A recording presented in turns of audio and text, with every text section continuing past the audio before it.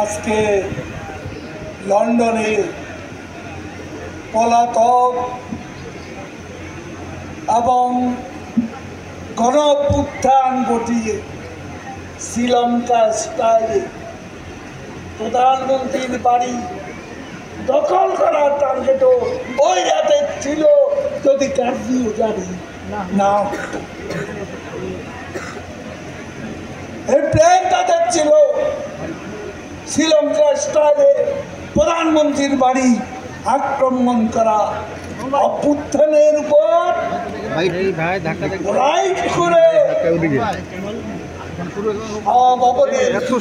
লাগে আপনাকে তো দারুণ না ক্ষমতা আমি কি আপনার পাওয়াই দিব। এই ইউনুস করোনা জাতীয় কোনো দুর্যোগে এই দেশের মানুষের পাশে ছিল। ডক্টর ইউনুস আমাকে যখন মন্তব্য করতে বলেছে তার সম্পর্কে আমি বলেছি তিনি আমাদের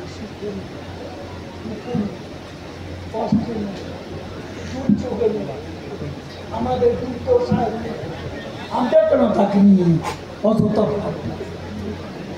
তাকে নিয়ে আমাদের বাবা কোনো প্রয়োজন নেই।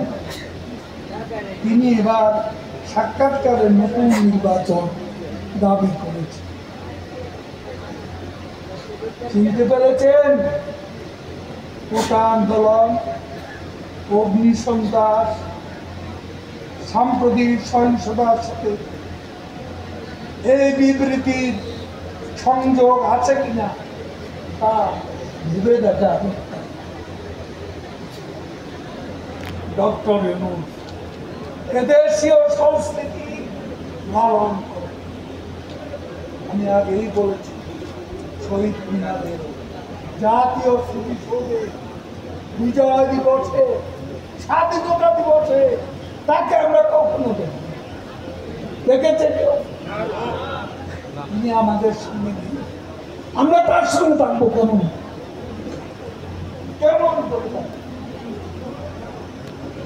জাতির কোন সংকট সম্ভাবনা তার ভূমিকায় দেশের জনগণ দেখতে পায়। ডক্টর ইউনুস তার সাক্ষাৎকারে উল্লেখ করেছেন ভারত যেন প্রধানমন্ত্রীকে থামা এই বক্তব্য অত্যন্ত এদের স্বাধীন দেশ। প্রধানমন্ত্রী আর কেউ নয়, তিনি বঙ্গবন্ধু শেখ মুজিবের কন্যা। স্বাধীন সার্বভৌম দেশের প্রধানমন্ত্রীকে বোঝানো কি বোঝাতে তিনি ভারতকে বলেছিলেন। ও আশা করে ইউনুস সাহেব আপনি বলবেন কি?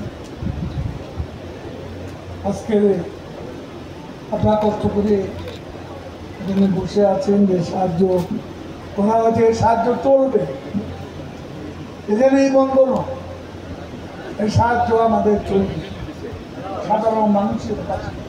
আমরা আছি, শেখ হাসিনা আছে, থাকবে, আমরাও থাকবো।